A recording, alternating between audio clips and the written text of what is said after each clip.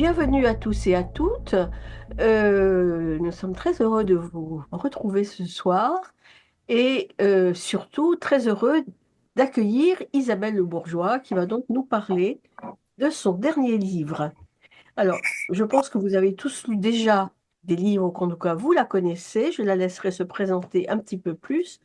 Vous savez qu'elle a eu un parcours très riche puisqu'elle a d'abord été chef d'entreprise, puis elle est devenue religieuse, aumônier de prison pendant très longtemps, 14 ans, je crois, à Fleury-Mérogis.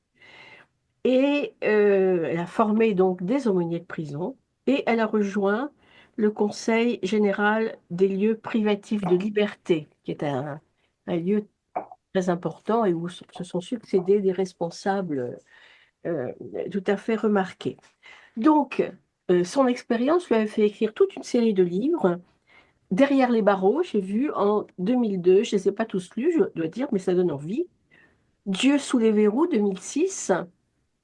Espérer encore, 2006, je pense que c'est un livre d'actualité. Le Dieu des abîmes, en 2020, qui a reçu le prix des lecteurs de la CCBF, commission donc des catholiques baptisés, dont nous-mêmes nous faisons partie du réseau. Là. Mais aujourd'hui, donc, nous nous retrouvons pour ce livre, Vivre avec l'irréparé. Voilà, donc je m'arrête là, je laisse la parole à Isabelle. C'est mieux Isabelle, si si tout le vous voulez monde. bien, Voilà. c'est à vous. Ah ben, c'est très gentil. Merci beaucoup de cet accueil chaleureux. Voilà. Je me retrouve donc devant chacun de vous. J'ai reconnu un ou deux noms au passage que je salue. Voilà, un peu plus que ça. Voilà, donc merci de la présentation. Je ne vais pas aller beaucoup plus loin. Euh, simplement, bon, je vais essayer de répondre à une ou deux questions, peut-être, à moins que comment vous puissiez vous m'en poser une, mais j'ai cru comprendre que la première question, ça pouvait être pourquoi ce livre?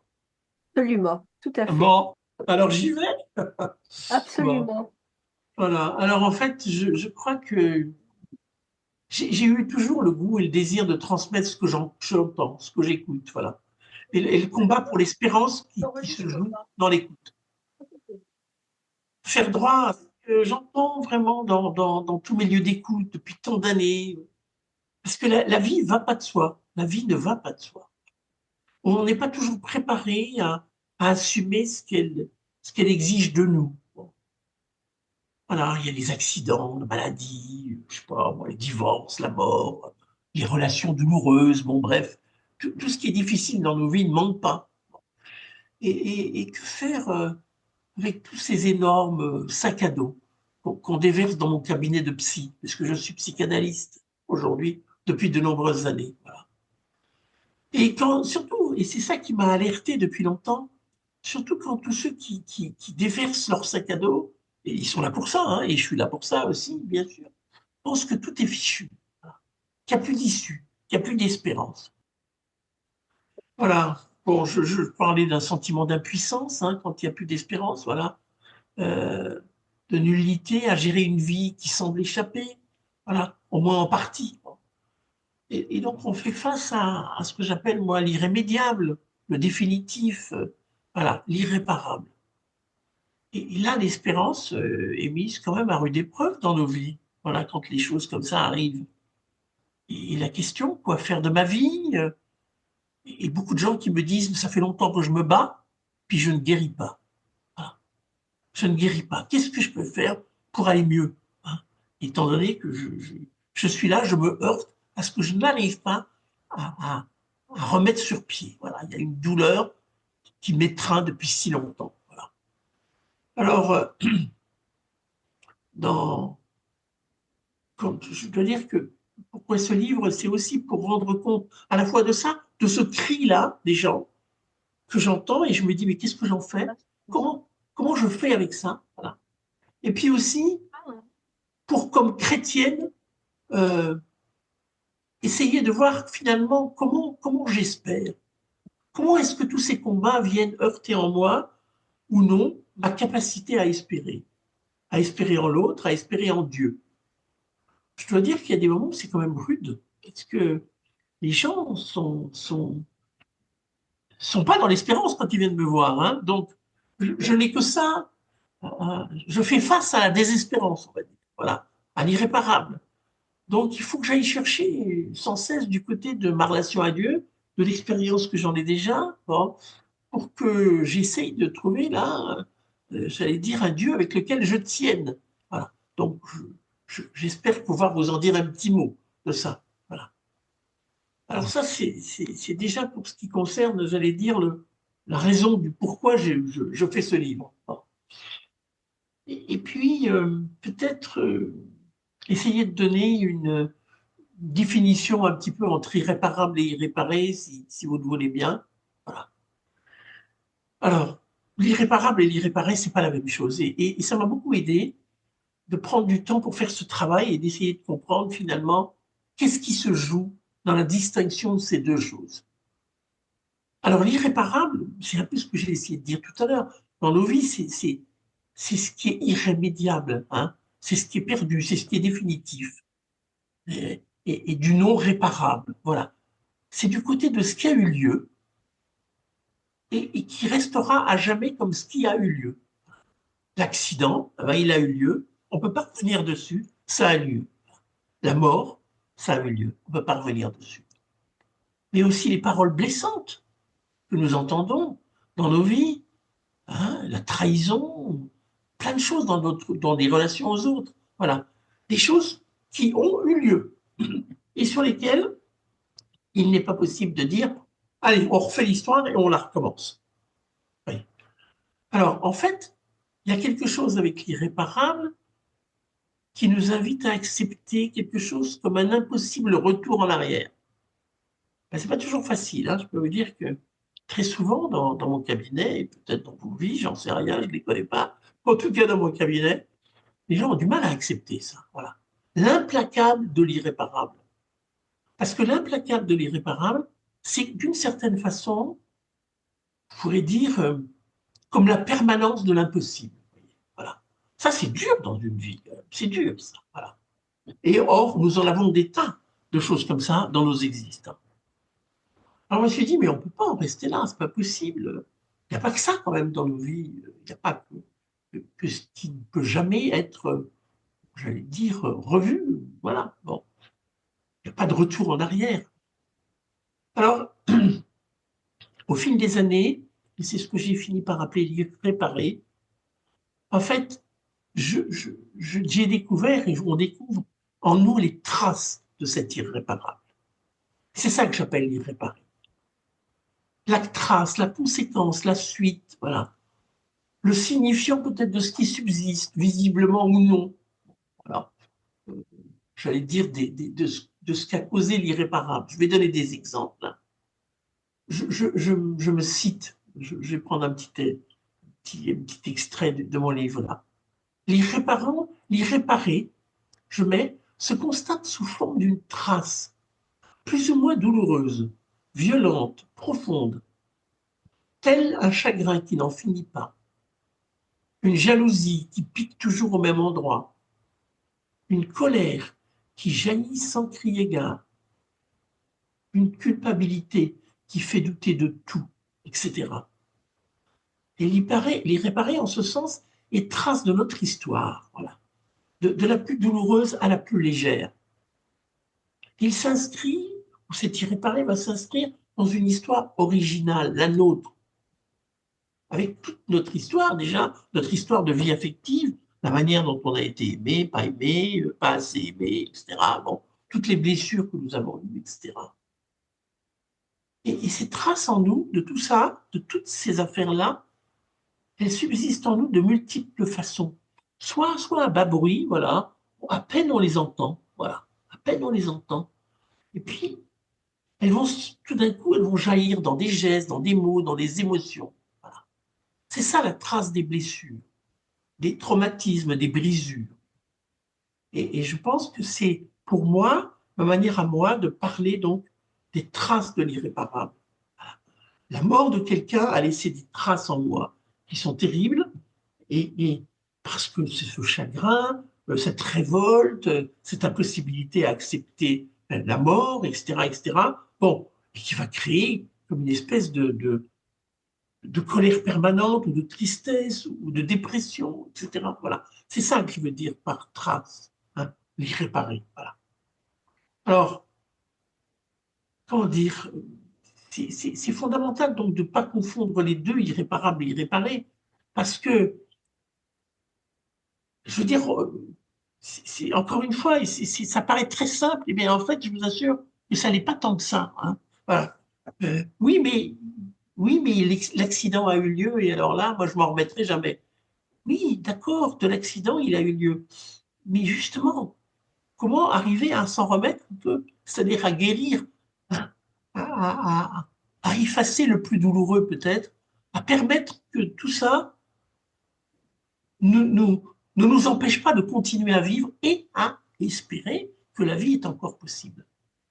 Donc quand je parle d'irréparé, je parle d'espérance. Parce que irréparé, ça veut dire qu'il n'est pas encore réparé. Voilà. Donc il peut encore être réparé. Ma colère, ma tristesse, mes émotions, mon impossibilité à vivre, ça peut être réparé. Alors, c'est là où je prends quand même quelques précautions parce que là, il y a, je veux dire, on est inégaux dans la manière de surmonter les épreuves. Nous ne sommes pas préparés de la même manière à vivre les épreuves. Notre histoire ne nous a pas donné, j'allais dire, les mêmes bases, les mêmes forces, les mêmes outils. Bon. Il y a des gens pour lesquels traverser le deuil va être quelque chose d'extrêmement éprouvant et très difficile à réparer. Pour d'autres, qui seraient peut-être plus outillés, je n'en sais rien, si on peut dire ça comme ça, mais quand même, disons que notre histoire ne nous a pas préparés de la même façon. Et pour ceux qui n'y arrivent pas, ou pour lesquels c'est plus compliqué, il y a comme une espèce de double peine là. Il y a à la fois la souffrance elle-même et puis la grande difficulté à surmonter cette souffrance. Mm. Alors, vous voyez, ça, je mets des petits bémols parce que faut pas croire que tout, voilà, allez hop, une fois qu'on a repéré l'irréparé, allez hop, on est parti, et puis il n'y a plus qu'à le guérir, etc., etc. Si c'était aussi simple, ça se saurait quand même, hein, ça se saurait, voilà. Et puis, il n'y a pas d'injonction à être guéri, voilà, à ce que les choses soient oubliées. Il n'y a pas d'injonction à ça, voilà.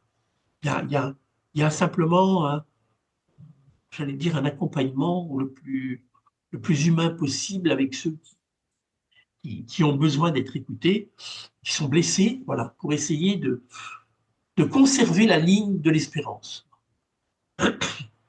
Alors, je crois qu'on ne guérit jamais complètement, voilà. Mais on peut apprendre à vivre avec ce que la vie fait en nous, avec les effets dévastateurs de l'irréparable. Et les effets dévastateurs de l'irréparable peuvent être durablement atténués. Ça, je le crois profondément. Pour moi, ça s'inscrit comme dans le renouvellement d'une promesse, voilà, de la promesse de la vie à se réapproprier à chaque fois. Alors, on a besoin les uns des autres pour ça. On a besoin les uns des autres. Et c'est extrêmement, comment je pourrais dire, on ne peut pas être seul trop longtemps avec sa peine, avec sa douleur, avec sa souffrance, parce qu'elle elle ne fait que son, enfin, j'allais dire, elle ne peut pas se guérir toute seule, voilà. Elle se nourrit, sinon, d'elle-même. Ça, c'est dévastateur. Donc, comment, là aussi, rester au plus proche, oui, de ceux qui souffrent, voilà, pour progressivement laisser entendre une parole d'espérance, voilà. Et peut-être mettre au jour, aider à mettre au jour quelque chose que j'ai appelé, bon, voilà, toutes les formes d'irréparé. Il y en a tellement, je ne vais pas toutes les citer, hein, mais vous pouvez, j'allais dire, les entendre murmurer en vous, je pense, hein, voilà. Quelles sont les douleurs en moi qui ne sont pas encore pacifiées? Qu'est-ce qui en moi crie encore et source de douleur, voilà. Comme l'amertume, la colère, la tristesse, je ne sais pas, la jalousie, terrible, voilà, toutes ces émotions, hein, qui m'habitent, voilà. Qu'est-ce qui n'est pas encore pacifié? Et prendre conscience de ces irréparés, hein, c'est extrêmement important, et apprendre à les nommer. Finalement, où est-ce que ça se loge chez moi? Et chez chacun d'entre nous, ça trouve, j'allais dire, des lieux d'incarnation divers et variés, voilà. Bon. Mais il y a une alerte, par exemple, hein, ou deux alertes qui pourraient nous aider à nous mettre en garde. Le trop grand silence ou la trop grande, j'allais dire, fermeture sur soi, ne pas parler de ses émotions, ne rien dire, garder pour soi. Bon, c'est une alerte, hein. Il y a quelque chose qui ne va pas là. Et ça, c'est mauvais parce que ça ronge de l'intérieur. Ou au contraire, le trop dans les émotions. Voilà. Le passé, le pas assez et le trop, vous voyez. Et ces deux affaires-là sont comme des points d'alerte qui peuvent me dire, bon, tiens, il y a encore en moi des douleurs qui ne sont pas pacifiées. Voilà. Il y a des points de mon histoire qui ont besoin peut-être d'être visités. Alors, tout le monde ne va pas chez le psychanalyste, hein, bien sûr. C'est pas ça que je veux dire, mais tout le monde peut-être a besoin de déposer à un moment donné son petit sac à dos. Voilà. Bon. Alors, si vous voulez bien, je peux, à moins que celle qui anime veuille faire autrement, mais moi, je continuerai bien à vous parler à partir de Dieu, hein, et de mon expérience de Dieu, et du coup de l'irréparé en Dieu. Parce que je me suis dit, mais dans le fond, c'est qui le Dieu, moi, auquel je crois et avec lequel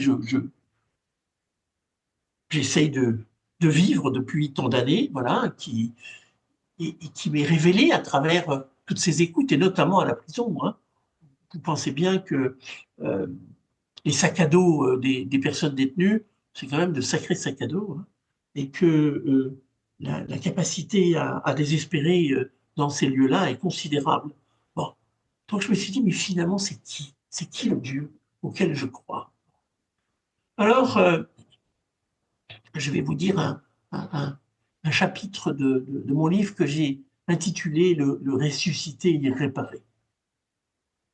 Alors, c'est quelque chose qui m'est venu comme ça au fil des années d'écoute. Hein. Voilà, je suis très sensible, alors comme sœur auxiliatrice, notre charisme, c'est vraiment le samedi saint. Bon, c'est-à-dire pour moi le lieu par excellence de la, de l'espérance, hein, du recours à l'espérance. Voilà. Alors, j'imagine bien, euh, j'allais dire, les apôtres sur le chemin d'Emmaüs, là, les disciples en train de se dire, bah, finalement, on est quand même très déçus. Hein. On croyait que c'était lui qui allait restaurer la royauté à Israël, qui allait être notre chef. Enfin bref, ils le voyaient déjà en grand homme, et puis voilà qu'il est mort sur une croix comme un vulgaire, j'allais dire, humain. Bon. Alors, cet humain-là qui meurt sur une croix, je trouve dommage que la liturgie de la catholique escamote le samedi saint. Parce que quand même, il est un peu escamoté. On chante l'Alléluia dès 18h30 le samedi. Quoi. Bon, voilà. Il faudrait quand même se garder tout le samedi, je trouve, dans cette attente, comme un peu de doute, voilà, de silence, devant ce mystère du Christ mort en croix, ou de ce Jésus, puisqu'il est encore Jésus, mort en croix, voilà. Et moi, j'ai une petite alerte là qui m'est venue au fil des années en me disant, mais qu'est-ce qui se passe pendant ce samedi? Qu'est-ce qui se passe? Et c'est le credo qui m'a donné, j'allais dire, une piste extraordinairement intéressante, voilà. Il est descendu aux enfers. Descendu aux enfers. Alors, j'ai beaucoup, oh, j'allais dire méditer, le mot est faible, hein, prier, on va dire, mais dans l'écoute que je fais aussi des gens, c'est venu bien clairement à moi. Ce passage de Jésus aux enfers, qu'est-ce que ça signifie? Alors, pour moi, c'est comme ramener avec lui l'irréparable de nos vies. Je fais un geste avec la main. Il est descendu jusqu'au plus profond de nos enfers, de nos impossibilités à vivre, de nos douleurs, de nos souffrances les plus épouvantables, voilà. Et il est descendu dans nos enfers, ramener avec lui l'irréparable de nos vies, voilà. Le malheur, l'insupportable, voilà. Et l'insurmontable de nos vies. Et quand il revient comme ça et qu'il se manifeste à ses disciples avec ses plaies, alors moi j'y vois plusieurs choses. Alors évidemment, c'est bien moi, vous me reconnaissez, c'est bien moi. Et vous voyez avec mes plaies, c'est presque comme une preuve, j'allais dire policière presque, vous voyez, c'est bien moi, quoi. Bon, j'ai ces plaies-là. Mais pour moi, ça va bien au-delà de ça. C'est-à-dire que pour moi, il dit, moi aussi je suis irréparable. C'est-à-dire que je porte sur moi les marques de l'irréparable. L'irréparable, c'est d'avoir été cloué sur la croix. Voilà. Parce que pour moi, hein, je veux dire, on fait vite une histoire, hein, ben voilà, il est mort, il est ressuscité, et hop, tout va bien, et il est monté, et il est... bon. Mais ce passage, enfin ça c'est ma foi, je vous livre, hein, ce passage par les enfers, cette remontée de nos enfers à nous, bon, et cette espèce de manière de témoigner qu'il est irréparé lui aussi, bon, et qu'en fait, il nous dit avec cet irréparé que notre irréparé, comme le sien, entre dans l'histoire du salut, entre dans la promesse de vie éternelle. Ça, pour moi, c'est extrêmement fort. C'est-à-dire que nous, toutes nos blessures, toutes nos incapacités à vivre sont prises déjà dans cette promesse de la vie éternelle. Alors c'est un grand message d'espérance. Alors maintenant, c'est pas le tout. Faut le vivre, j'allais dire, au quotidien, dans nos vies, là, ici. Bon. Et maintenant, bon, bien sûr. Et c'est là où je dirais le témoignage de chacun de nous, dans l'écoute, peut manifester ça. C'est-à-dire, jusqu'où est-ce que je crois que Dieu ne désespère d'aucun d'entre nous? Jusqu'où est-ce que je crois ça? Jusqu'où est-ce que dans l'écoute, avec mes patients, ils savent tous que je suis chrétienne, hein, sur Isabelle, c'est pas très compliqué, hein, de savoir que je suis chrétienne, bon, et de me retrouver sur Internet. Mais jusqu'où est-ce que moi, en les écoutant, je crois, malgré leur désespérance, malgré les combats que ça crée en moi, que le Dieu auquel je crois les attend et ne désespère d'aucun d'entre eux. Alors, je ne sais pas combien de temps il me reste là sur ce sujet, mais j'aimerais terminer par une histoire. J'aime beaucoup raconter des histoires, et celle-là, elle est pour moi très significative. Bon. Je suis à la prison. On me fait appeler et je rencontre, alors je ne dirai pas de qui il s'agit, je brouille les pistes, mais bon, je rencontre en tout cas un homme tueur en série, quand même, bon, voilà, qui demande à me parler et qui me dit deux choses. La première, écoutez, voilà, j'ai découvert que ma dernière victime était chrétienne. Je voudrais que vous priez pour elle. Déjà, bon, ça met l'homme un petit peu à un autre niveau que simplement tueur en série. Et puis il me dit, voilà, ne répondez pas tout de suite, vous prendrez votre temps, mais si Dieu existe, au moment où je me présenterai devant lui, est-ce que vous croyez qu'il m'ouvrira la porte? Non, non, prenez votre temps, me dit-il. Donc je pars, voilà, quelques jours plus tard, ayant un peu réfléchi à la question, je me présente devant lui. Et il me dit, non, non, attendez, j'ai encore quelque chose à vous dire. Voilà, j'avais 10 ans, j'étais à la piscine municipale avec mon école, tout le monde était en train de sortir de l'eau, et puis à un moment donné, il y a un monsieur à côté de moi qui est en train de se noyer. Bon, et j'essaie de le sauver, et puis j'étais pas tout à fait assez costaud, donc on vient m'aider et tout et tout. Bon, bref, on le sauve. Et on m'a donné une médaille parce que j'avais sauvé une vie. Est-ce que vous croyez que Dieu, s'il existe, quand je me présenterai devant lui, prendra ça en compte? Bon, c'est une question facile, hein, très simple, voilà, à laquelle on peut être tenté facilement, en tout cas, moi peut-être à l'époque, j'en sais rien, mais euh, de dire, bon, ben, de toute façon, Dieu vous aime, ne vous inquiétez pas, bon, voilà. Mais moi, je me suis dit, non, il y a là une question de fond. C'est-à-dire, finalement, en ajoutant cette affaire-là de ce qu'il y avait aussi de beau chez lui, voilà. Hein, comment est-ce que ça le faisait rentrer dans une humanité? Bon, il y avait ça, et puis le fait qu'il avait demandé à ce que je prie pour sa dernière victime et sa famille. Bon, il y avait quelque chose d'une humanité chez lui qui se manifestait. Et moi, il m'est venu qu'une seule chose à lui dire. Je lui ai dit, écoutez, je ne sais pas ce que Dieu fera, mais ce dont je suis sûr, absolument, c'est que Dieu ne désespère d'aucun d'entre nous. Et là, il m'a regardé et il m'a dit, oh, enfin une lumière sur ma route. Parce qu'évidemment, les hommes, et c'était normal, hein, l'avaient condamné à perpétuité. Bon, voilà. Il n'y a pas beaucoup de lumière avec la perpétuité, hein, c'est évident. Bon, s'en est suivi une très longue conversation, voilà. Et moi, je ne l'ai jamais lâché dans la prière, etc., etc. Voilà. Tout ça pour vous dire que c'est ça qui traverse mon écoute. Bon. Mais à ces profondeurs-là, euh, je veux dire, c'est le Dieu des abîmes, c'est-à-dire celui de mon livre précédent, hein, celui qui va jusque dans nos enfers et qui remonte avec, qui me tient et qui nous tient en espérance. Voilà. Alors, et qui permet à l'irréparé, voilà, de trouver sa voie de passage. Voilà ce que je peux dire sur cette question de Dieu. Alors, en ce qui concerne je crois qu'il y a juste un point sur lequel je voudrais terminer qui me paraît vraiment important. C'est les illusions qui peuvent accompagner l'écoute, j'allais dire, des personnes qui viennent déposer des fardeaux aussi lourds, j'allais dire, en tout cas dans mon cabinet. Et peut-être la plus grande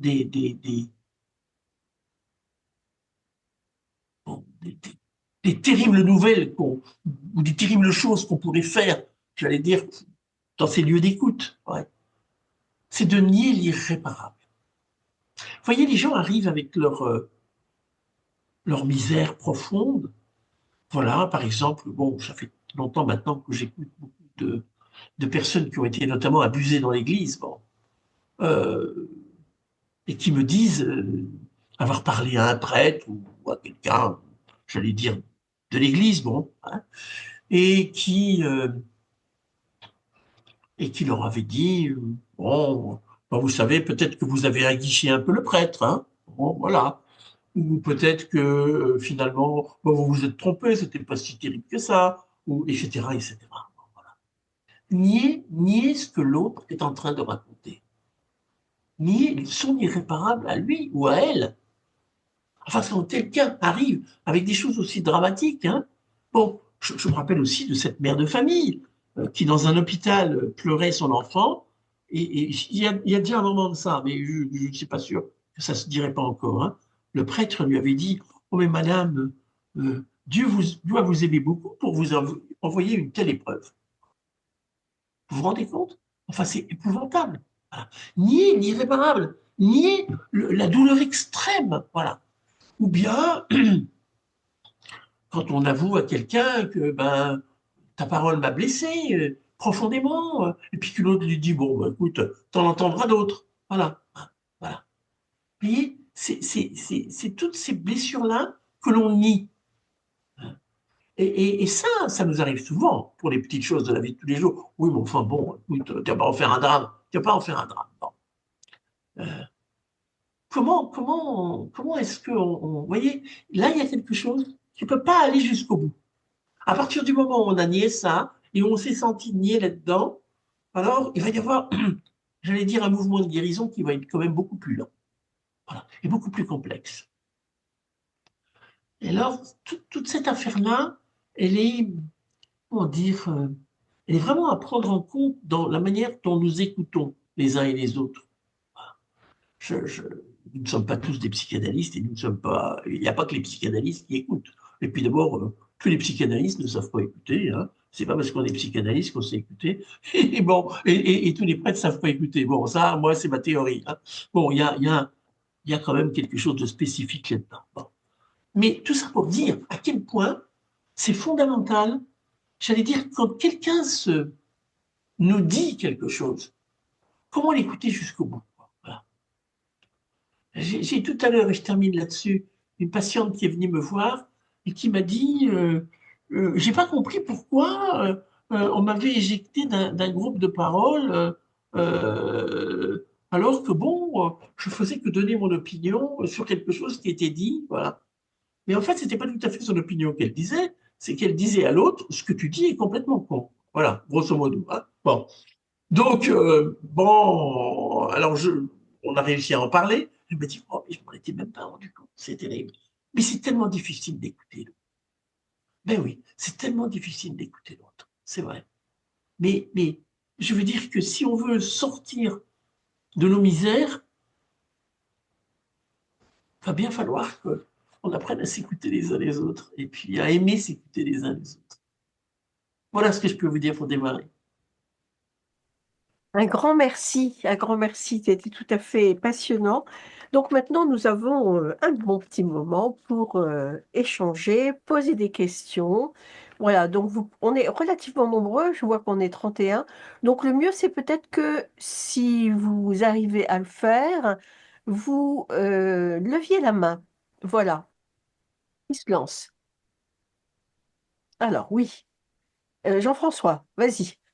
Euh, Oui, pour, je fais partie de l'ACAT, l'Action des chrétiens pour l'abolition de la torture, et nous avons une habitude difficile à tenir qui est d'essayer de prier pour les bourreaux et pas seulement pour les victimes. J'aimerais savoir, c'est très difficile en fait, mais j'aimerais savoir qu'est-ce que vous en pensez. Est-ce qu'il faut encourager euh, cette pratique au sein de l'ACAT ou ailleurs d'ailleurs? Est-ce qu'on a comment doit-on prier pour les bourreaux, pour ceux qui font du mal délibérément? Oula, c'est une énorme question. Alors, quand même, c'est une belle question. J'aime beaucoup, moi. À vrai dire, d'avoir passé 14 ans comme aumônier de prison, puis 5 ans au sein du contrôle général des lieux de privation de liberté, bon, les bourreaux, j'en ai vu, pour reprendre le mot, hein, j'en ai vu un certain nombre. Bon. Euh, je suis persuadé, et vous voyez, mon tueur en série, je ne l'ai pas pris par hasard. Hein. Voilà, si j'ose dire. Bon. Euh, je suis persuadé qu'il y a en chacun une trace d'humanité. Voilà. Si infime soit-elle, elle est là. C'est sur cette trace d'humanité que je mise, entre guillemets, pour miser. Vous voyez ce que je veux dire, hein. Il ne s'agit pas d'un jeu, hein, mais que j'espère. Bon. Je suis très touché. Euh, alors, bon, je vais prendre un exemple récent. Cette femme qui conduisait le car, vous savez, qui a eu pas mal de morts, là, des enfants, etc. Bon, il y a eu le procès en appel récemment. Euh, bon, je ne connais pas du tout cette femme, mais je pense que de porter le poids de ce qu'elle a fait ne doit pas être si facile que ça. Oui. Bon. Et j'ai rencontré des mères d'assassins, c'est pas facile non plus. Voilà. Ce que je veux dire, c'est que être du côté du méchant, et je fais exprès d'employer ce mot, hein, bon, euh, ne disqualifie pas l'humanité. Voilà. Enfin, je veux dire, on est quand même dans l'humanité. Alors, c'est une humanité épouvantable. Les bourreaux, c'est terrible, et surtout, alors, dans le cadre de la torture, mais la torture, elle est là tous les jours. Dans les familles où il y a de la maltraitance, dans les familles où il y a des viols, partout, tout le temps, il y a de la torture, d'une certaine façon. Voilà. Hein. Alors, elle n'est pas instituée de la même façon, mais n'empêche qu'elle est là. À nos portes, tout le temps. Euh, Personnellement, si on prie plus pour les bourreaux, alors qui va tenir, j'allais dire, quelque chose de ça? Vous êtes dans quelque chose de tellement important, moi, je pense. Alors, c'est extrêmement difficile, hein, mais pour moi, c'est fondamental de jamais lâcher ça. Jamais, jamais, jamais. parce que les parcelles infimes d'humanité, vous voyez, ce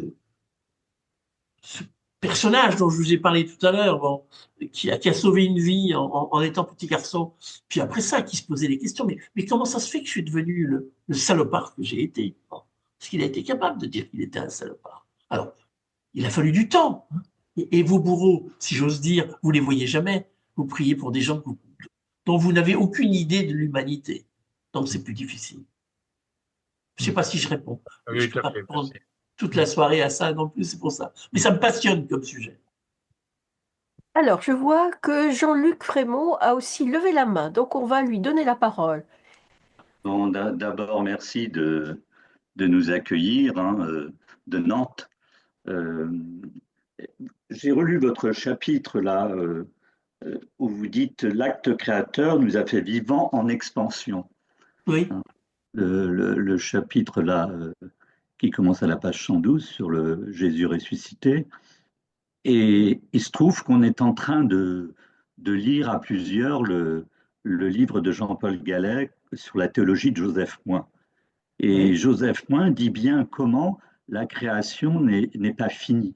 Elle continue en nous et à travers nous. Et je trouve que ça rejoint bien cette idée que la oui, création, c'est pas quelque chose du passé, mais qui ne cesse pas de continuer. oui, tout à fait, absolument. Ben, c'est ça aussi l'espérance, hein, pour moi. Ouais, ouais. Et ce que j'ai essayé de dire à travers les exemples que j'ai pris, oui, absolument. Et puis je trouve aussi que ça rejoint une autre expérience, mais bon, qui est une autre expérience en fait d'utilisation d'une technique de méditation de pleine présence, qu'on appelle parfois couramment de pleine conscience, qu'une méditation laïque, et qui essaie justement de travailler sur comment aussi éviter de se laisser trop encombrer par le passé, en le regardant bien, mais en ayant une certaine agilité pour ne pas se figer et continuer son histoire, et notamment comment travailler sur la rumination. Ben oui, tout à fait. Voilà, c'est Tout à tout. fait. Oui, oui, merci. Merci beaucoup. Bien, merci Jean-Luc. D'autres questions peut-être? Il y a Gilles qui pose une question. Ah, très bien. Merci de me donner la parole. Euh, dans la distinction entre l'irréparable et l'irréparé, je pense aux personnes que je rencontre en qualité de juge. Oui, Et oui, puisque moi j'ai eu cette vie de magistrat et aujourd'hui je suis honoraire, j'ai encore quelques occasions. Parce que l'irréparé, c'est ce qui s'est passé et non, l'irréparable, pardon, oui, c'est ce qui s'est passé et c'est ce à quoi la personne que l'on juge doit se confronter. Et l'audience a absolument. pour but de lui faire regarder, et que l'on regarde tous finalement, mais surtout la personne qui est là, euh, l'acte qu'elle a posé. L'irréparable, eh bien, j'ai bien compris cette distinction avec ces traces qui restent aussi bien chez des victimes que chez l'auteur lui-même. Absolument. Et vous avez Absolument. parlé très justement de l'écoute comme le chemin. Et tout de suite m'est apparue cette pensée que cette écoute, elle est forcément une écoute sans jugement. Mais sans jugement de quoi? Sans jugement de la personne. Alors pour un juge, écouter sans jugement, Oh là là. c'est un travail périlleux, mais je le comprends bien, très nécessaire, parce que il s'agit, en se mettant finalement au niveau et aux côtés de la personne que l'on juge, euh, de, de laisser résonner des paroles qui vont pouvoir être dites, qui vont pouvoir être échangées et qui vont ouvrir un chemin. Donc cette écoute, elle est absolument nécessaire.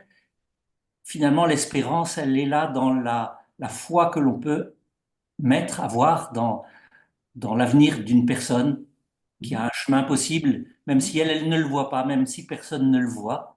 Et ce travail intérieur va permettre l'écoute. Donc, ce que vous avez dit sur la différence entre l'irréparable et l'irréparé m'a renvoyé à cette expérience avec l'écoute sans jugement. Et je trouve ça, voilà, c'est ce dont je voulais juste témoigner. Oui, mais c'est très important parce qu'à la place où vous êtes, c'est pas n'importe quoi que vous dites là, bon, et le message que vous transmettez, du coup, hein. J'ai rencontré quelques juges comme ça, pas suffisamment peut-être, hein, voilà, qui avaient ce souci-là de faire cette distinction. C'est-à-dire que vous jugez un acte et vous êtes là pour ça, voilà, les conséquences de cet acte, voilà, qui a eu lieu, etc., etc. Bon, mais comment laisser c'est là où je trouve que les cours d'assises sont intéressantes parce que il y a quand même un vrai temps qui est passé à l'écoute de l'histoire, hein, du prévenu, bon, à l'écoute de ce qui des circonstances, voilà. Il y a beaucoup de choses qui sont mises en scène et je trouve que là il y a un vrai travail d'humanisation moi j'ai assisté à pas mal, beaucoup moins que vous, évidemment, hein, mais il y a pas mal de procès d'assises et j'ai été sidéré toujours de voir à quel point il y avait en tout cas, ce travail qui se faisait. Mais après, voilà, qu'est-ce que c'est donner sa chance à quelqu'un, hein. Voilà. Quand bon, et quand je vois le travail, ben non, parce que si je me lance là-dedans, et on est parti pour des heures, bon.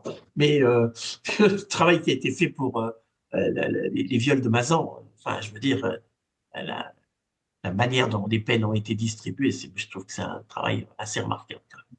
Voilà. Et que les gens de l'extérieur comprennent pas toujours. Mais bon.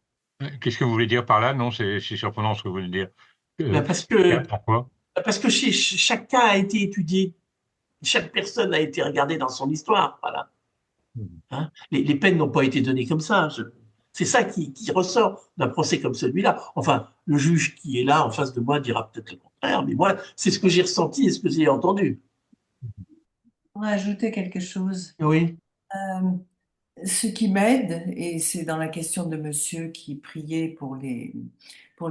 bourreaux, ce Mm. qui m'aide beaucoup, c'est de dissocier l'acte de la personne. Ne pas appeler un criminel.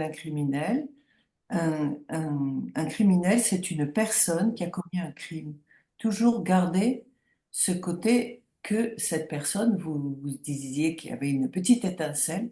voilà, cette part d'humanité. On ne parle pas d'abuseurs, on parle de pervers, par exemple, de personnes qui ont des comportements pervers. Toujours dissocier la personne de ce qu'elle a fait. On est bien d'accord. Mais c'est Ça un long m'aide. travail. Comment?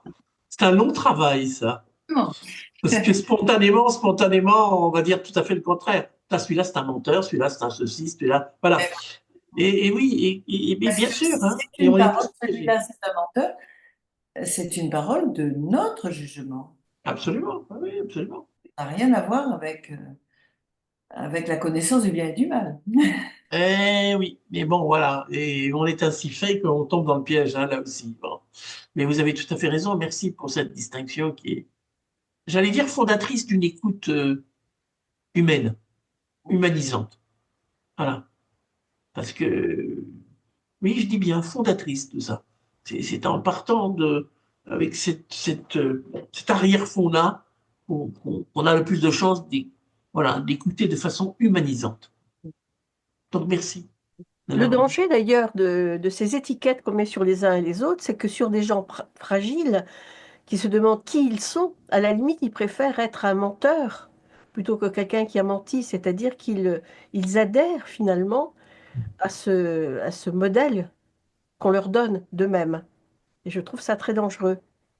Le mauvais élève à qui on dit tu es un mauvais élève et qui effectivement devient un mauvais élève. Il y a une espèce d'identification à travers le jugement qu'on porte. Moi, ça m'a beaucoup frappé ce genre de choses. Oui, mais comme si le jugement qu'on porte devenait, j'allais dire, le label qui caractérise l'autre. Et il n'a pas grand-chose d'autre qu'on dit de lui, donc il va finir par y croire, quoi. Voilà. Oui, tout à fait. T'es nul. Ben, Y le truc, par adhérer. exemple, Oui.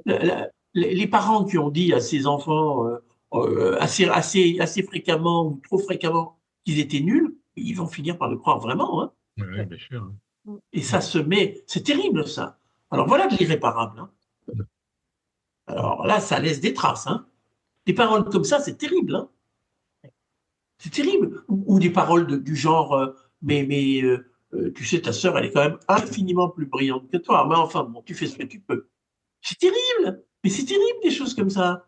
C'est terrible. Et on reste avec ça comme image de soi. Et alors après, quand on vient dans les cabinets de psy, c'est toute une histoire qu'il faut dérouler avec une série de blessures de ce genre. Et vous avez tout à fait raison de dire qu'on s'identifie à ce qu'on dit de soi à ce moment-là. Absolument. D'autres questions? Oui, bonsoir. Bonsoir. Oui, moi j'aimerais revenir un peu sur ce que vous avez dit autour du samedi saint, parce Oui. que ça me semble très juste. Je n'ai eu qu'une fois l'occasion de faire, entre guillemets, une homélie dans ma paroisse, il y a maintenant bien une trentaine d'années. Oh là. Et j'ai justement un petit peu essayé d'engager une méditation autour de qu'est-ce qui s'est passé ce fameux samedi saint. Et donc, c'est vrai que c'est savoir qu'il est descendu aux enfers, au plus profond de nos enfers, et qu'il a ramené avec lui tous nos malheurs, tous les malheurs de nos vies, si j'ai bien Oui, euh, oui. retenu ce que vous nous avez dit. C'est ma Euh, foi, en tout cas, oui. ouais, c'est votre foi, c'est la mienne aussi. C'est la mienne, j'ai envie de dire, c'est mon espérance. Oui. Mais euh, comment on combine tout ça quand on est confronté à un deuil, au deuil de la moitié de ce que vous êtes, enfin, en l'espèce c'était mon mari, et moi je ne remonte pas des enfers. Voilà. Donc, qu'est-ce que Dieu me propose dans cette histoire? Alors, je ne sais pas si Dieu, Excusez-moi, j'ai beaucoup hésité à prendre la parole. mais vous avez bien fait. Ça, voilà, pour le coup, un irréparable, tellement douloureux. Bon. Mais je ne sais pas si Dieu vous propose comme ça en direct quelque chose, mais à travers les hommes et les femmes que nous sommes, Dieu vous propose quelque chose. Voilà. Euh, de rencontrer quelqu'un qui saura écouter ça et vous faire remonter. Ah oui, ça, j'en suis sûr. Ça, je le crois profondément. Alors, encore une fois, si je ne croyais pas ça, j'arrête tout de suite de faire mon métier. Mais justement, c'est là où, si j'ose dire, bon, ça comme ça, aussi simplement que je le vis, hein, quand je rentre dans mon cabinet pour accueillir un de mes patients, j'y rentre jamais seul. Voilà. J'y rentre jamais seul. Parce que seul, je ne peux pas tenir l'espérance, moi. Mais je pense pas, enfin, je vais dire peut-être un truc énorme, bon, mais tant pis, je m'en fiche un peu. Mais je crois que Dieu, c'est pareil, il peut pas rentrer seul non plus. Il a besoin de nous quoi, pour tenir l'espérance. Bon, voilà, et je crois que bah, nos espérances combinées, quelque chose se passe, oui, absolument. Ça, je le crois, ah oui. Bah, il se passe des choses. Sinon, alors, en 25 ans de pratique de psychanalyse, ça fait longtemps que j'aurais abandonné s'il n'y avait pas des gens qui allaient mieux quand même. Bon. Voilà. Donc, ouais, oui, il y a quelque chose pour vous.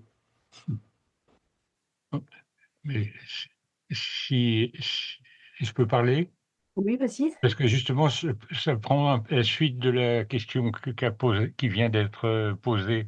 Il me semble que quand on est en deuil, on a besoin de rencontrer d'autres personnes qui ont vécu la même chose et d'en parler. Et il y a une sorte de mise en commun de l'irréparé, pour reprendre le vocabulaire d'Isabelle Bourgeois, me semble. Et c'est peut-être ça la qualité de l'écoute, c'est qu'on met en commun notre irréparé. Et, et en écoutant ce que disait Isabelle Bourgeois, moi ça m'a fait penser, mais ce que je veux dire est peut-être complètement absurde, hein. Est-ce que c'est pas ça aussi la communion des saints? La communion des saints, on voit toujours des choses formidables. Mais est-ce que c'est pas tout simplement qu'on est d'accord ensemble pour se dire qu'on a besoin d'être réparé? Enfin, je dis ça, mais j'ai peut-être tort, hein. Allez-y, hein. Isabelle, vous avez la parole. Non, mais ça, alors, vous rejoignez un des points de mon livre aussi, hein. J'adore cette idée de communion des saints comme ça. Euh, il y a dans mon livre un passage que je cite d'une de mes consoeurs, que j'ai pas connue, mais que je trouve assez extraordinaire dans ce qu'elle a pu vivre et faire. Elle a été asthmatique toute sa vie, mais alors à la fin, c'était terribles, les souffrances par lesquelles elle passait. Bon. Et un matin où elle ne pouvait plus arriver à avoir suffisamment de force, euh, elle se lève quand même en se disant, il faut que je sois debout parce que beaucoup de gens comptent sur mon espérance. Eh bien, ça, combiné pour moi à la lecture dans Marc, tout à fait au début, quand on voit le paralytique qui est descendu par les quatre, là, hein, j'ouvre le toit, clac, on le descend au pied de Jésus, parce que lui, il peut pas, il est sur sa civière, là. Bon. Eh bien, moi, je suis tantôt sur la civière, tantôt un des quatre qui descend. Combiné à cette sœur qui se lève en se disant, même à la dernière extrémité, faut pas que je lâche, parce qu'on a besoin de mon espérance quelque part, c'est ça la communion des saints. Et c'est de se dire on se soutient les uns les autres avec une force et une qualité, enfin, c'est nécessaire. Et ce que vous disiez, oui, on a besoin d'être entendus les uns par les autres, de se dire on n'est pas tout seul, quoi, voilà. Mais il y en a d'autres qui prient dans le secret, dans le silence, dans toutes ces moniales, tous ces moines hein, qui prient pour le monde comme ça. Moi, je leur dis toujours, c'est terrible, hein, parce que j'ai dit un petit côté provocateur, bon, mais je leur dis toujours, en fait, vous êtes inutiles. Alors elle me regarde en disant, quand même, elle exagère. On a invité la sœur, mais alors franchement, on l'aurait jamais dû, parce que là, franchement, de nous dire qu'on est inutile, bon. Alors, bon, puis elle commence à me connaître un peu les unes et les autres. Moi, je dis, écoutez, en fait, c'est ça qui est formidable. La prière est inutile au sens profond du terme. C'est-à-dire, elle n'a pas d'utilité directe, comme un tournevis, comme, je sais pas quoi, un verre d'eau qui désaltère, quoi. Bon. Mais elle est dans une gratuité totale. C'est-à-dire que votre acte, vous le posez, l'acte de la prière, vous le posez dans un acte de foi total et gratuit. Dieu fait ce qu'il a à faire avec. Ça veut dire que votre utilité, elle est pas, c'est pas une utilité immédiate. Je vais prier pour que il ait son examen et hop, il a son examen. Bon. Je prie pour que le monde tienne. Je prie pour que l'espérance ne faiblisse pas. Je prie pour que chacun d'entre nous, on ait suffisamment de force encore pour tenir là où on a à tenir. Voilà. Je ne sais pas si je peux répondre à votre question là, à propos de la communion des saints. Mais voilà moi comment je vois l'affaire. Et je dis, et ça, vous voyez, cette gratuité-là, cette force de la prière-là, telle qu'elle est, c'est considérable. Parce que il y a quelque chose, oui, d'un amour totalement gratuit et livré dans l'espérance à un Dieu dont on est sûr qu'il va faire quelque chose de tout ça. Je vois qu'Antoinette a levé la main, on va lui laisser la parole. C'est ça. Oui, alors, en fait, je ne sais pas si vous me voyez bien, on a parlé tout à l'heure du fait qu'on pouvait détruire quelqu'un. Je voudrais donner un témoignage inverse. C'est que quand on croit en quelqu'un, eh bien, ça l'aide beaucoup. Ce témoignage, c'est le suivant. Nous faisions partie d'une association qui travaillait avec des chercheurs d'emploi. Et lors du débriefing après une session, il y a l'un d'eux qui a dit: vous avez cru tellement en nous qu'on ne pouvait pas vous décevoir. J'avoue que cette remarque m'a complètement bouleversé. Je n'y croyais pas. Je pense que l'attitude que nous avions vis-à-vis des chercheurs d'emploi était telle qu'on leur montrait qu'on avait confiance en eux. Oui. Et je trouve que c'est assez étonnant. Qu'est-ce qui est étonnant? Qu'eux, ils n'aient pas compris que c'était ça que vous leur disiez? Non, ça a été étonnant pour moi parce que je n'avais pas pris conscience de cette force qu'on pouvait avoir. Ah bah bien sûr, mais moi j'ai rien dit de contraire à ça, au contraire. Ce qui est... Non, mais c'est pas pour dire, Ouais. c'est pas vous avez dit le contraire, c'est que tout à l'heure on a dit qu'on pouvait démolir des gens. Je dis qu'on peut aussi les Bien reconstruire. sûr, bien sûr. Mais justement, on les démolit quand on les croit pas. Exactement. Voilà. C'est ça. Hein? C'est quand on les croit pas. Mais enfin, attendez, vous me racontez cette histoire. Ah là là, il y en a des bien pires sur cette terre, etc., ou je sais pas quoi, vous voyez. Bon, mais quand on les croit, et votre témoignage le dit bien, hein, quand on les croit, il peut se passer de grandes choses, absolument. Ouais, Absolument. ouais. Merci de l'avoir dit. Alors, peut-être d'autres questions? On a encore Moi, quelques petites minutes quand même. je voudrais dire Daniel. à la dame qui nous a parlé de la perte de son mari que, comme on l'a dit tous, nous avons besoin les uns des autres. Moi, quand j'ai perdu mon mari, j'ai deux amis qui m'ont sauvé la vie, une psychanalyste et un prêtre. C'est-à-dire que le jour où j'ai enterré mon mari, j'avais l'air très solide. C'est mon métier, je suis avocat. Mais eux, ils ont parfaitement compris que j'étais absolument au bout du rouleau. Et ils m'ont tous les deux fait jurer ce jour-là, tu nous appelles à n'importe quelle heure du jour ou de la nuit. Or, j'avais très envie de me suicider la nuit.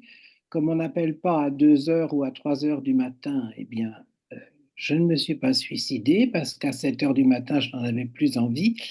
Mais je leur ai toujours dit, vous m'avez sauvé la vie. Et ça, ils n'y croyaient pas. Et pourtant, si.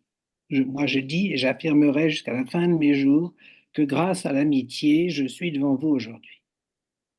Mais je vous crois, en tout cas. Bien. Je vous crois. Parce que vous voyez, ça, c'est quelque chose qui est extrêmement précieux, ce que vous venez de dire. C'est l'absolue certitude que des gens ne vont pas nous lâcher. Et vous voyez, déjà, on peut l'avoir plus ou moins avec Dieu, mais bon, quelquefois, avec Dieu, c'est un peu compliqué quand même, parce qu'il ne parle pas beaucoup, bon. Mais avec les humains, quand on rencontre des humains qui savent être sur notre route des témoins, j'allais dire, qui ne lâchent pas, qui sont toujours là, toujours présents, et que c'est vrai. Voilà. Ça, c'est extraordinaire dans une vie. Donc, merci d'en témoigner parce que pour moi, c'est tellement évident. Hein. Voilà. Et il y a quelques-uns de mes patients, ils sont toujours affolés. Ils disent, ah oui, mais si vous me lâchez, si vous me lâchez, bah, a priori, c'est pas prévu. Bon, c'est pas prévu de les lâcher, sauf si on meurt, évidemment. Mais c'est autre chose. Voilà. Merci d'avoir dit ça. D'autres questions ou d'autres Oui, témoignages? bonsoir. C'est difficile pour moi de croire que toutes les horreurs de l'humanité depuis le début soient concentrées sur les souffrances du Christ. Parce que ça fait quand même beaucoup. Ah oui, ça, je suis bien d'accord. Et c'est pour moi une question. Oh ben ça, je ne vais pas y répondre parce que personnellement, je partage votre avis, donc, mais qu'il soit capable d'aller récupérer nos souffrances à nous, c'est autre chose. Ah, Voilà. ça, c'est autre chose. Voilà. Ah, Mais c'est moi, sûr. je ne dis pas du tout que lui, il a concentré toutes les souffrances. Mais c'est une théologie qu'on nous donne très Voilà. souvent. C'est une Voilà. idéologie qu'on entend très souvent Oh ben oui, ben depuis, le Christ, il a depuis tellement plus. l'enfance. Ben oui. Et puis il a tellement plus souffert que nous. Voilà. Oh ben alors là, alors là, mais qu'est-ce qu'on vient nous raconter enfin bon, bref. Comme Et Bessie. oui, mais quel Dieu? Oui, mais quel Dieu, ouais, Catherine, quel Dieu Oui, une on nous présente? représentation de Dieu pervers. Mais justement, mais c'est dans quel but qu'on nous présente un Dieu comme celui-là? Voilà. C'est une histoire de dire, votre souffrance à vous, c'est rien à côté de la sienne. Absolument.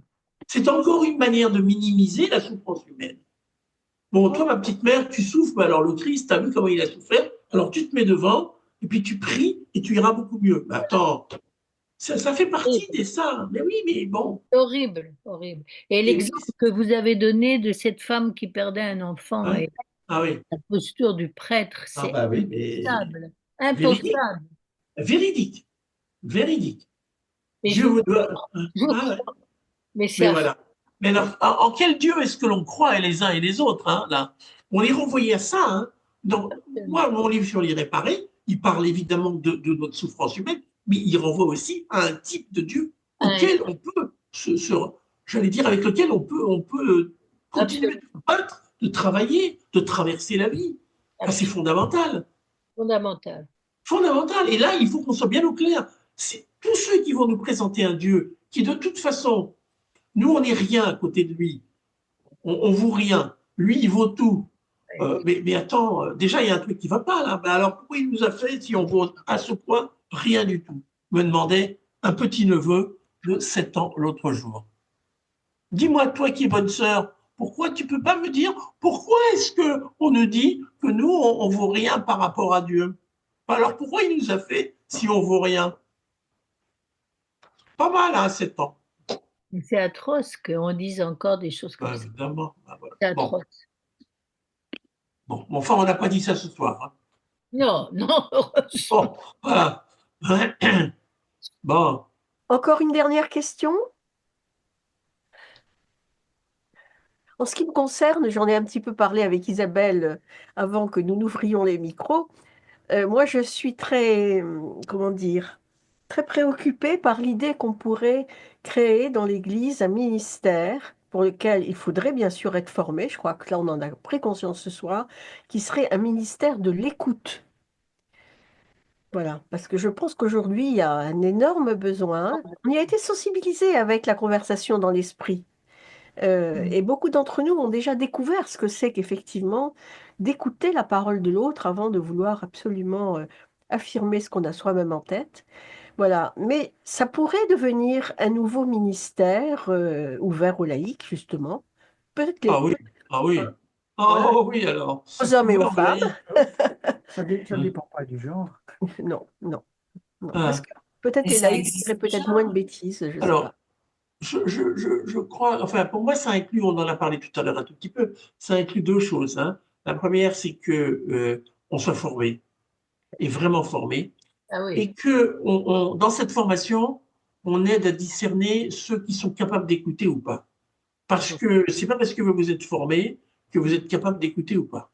Il y a quelque chose d'autre encore. Et c'est ce que je disais tout à l'heure en privé. Il y a ce désir de rencontrer l'autre.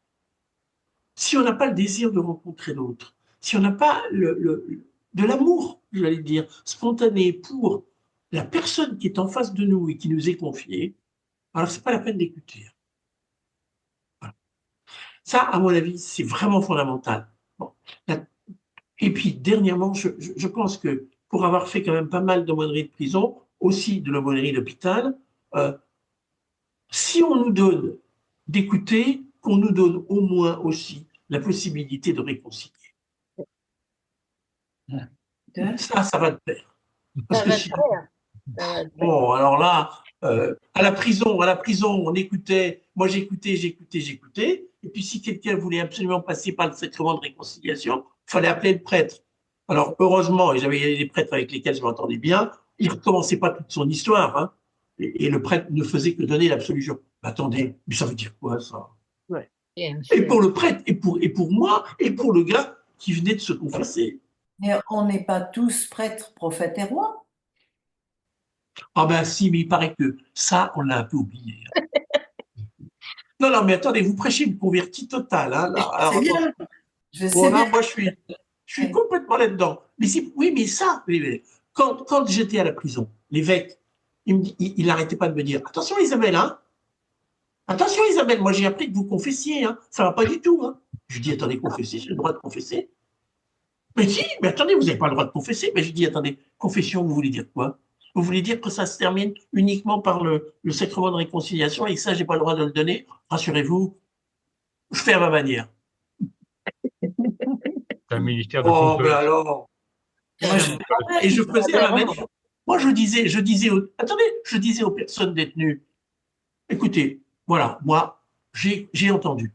Je suis sûr que Dieu a entendu. Et Dieu vous accueille dans sa miséricorde et dans son amour. Voilà. Moi, je disais ça comme ça. Ça suffisait. C'était très bien. Voilà. Mais ça, l'évêque, il n'était pas du tout d'accord. D'ailleurs, sinon, le truc, il va se reconnaître. Tant pis. Aberrant. Aberrant. Isabelle, on est tous derrière vous. C'est sûr. Et moi, je suis derrière vous aussi. Non, mais attendez, moi aussi, je suis derrière vous depuis le temps que je connais Anne. Une très très vieille amie. Bon. Et au début, j'étais à la CCPF, moi, avec ça, capitaine de la jupe, tout ça, je connais. Bon. Mais ce que je veux dire, c'est que quand est-ce qu'on va enfin, parce qu'il y a aussi une autre vraie question, hein, c'est quand est-ce qu'on va sortir du fait que nous, on est fait pour avoir une petite collerette bleu ciel et accueillir les gens à l'assemblée, mais ne jamais monter sur l'autel et ne jamais y regarder le prêtre comme ça de bon, non mais moi j'en ai mais plus que ras-le-bol. Voilà. Et je termine par bon, mais ça c'est l'irréparable, il y a de l'irréparé, mais ça c'est pas irréparable. Hein. Non, Ça on peut le réparer. Hein. Voilà, tout à fait. Tout à fait. Bon, là, Eh bien, écoutez, merci dépassé le temps, pardon, pour ces bonnes paroles. Oui, c'est ça. On termine bien. Merci. Voilà, on est dans Merci. l'espérance. Ah bah oui, hein. Merci de m'avoir écouté. Merci à vous pour ce partage qui était tout à fait passionnant.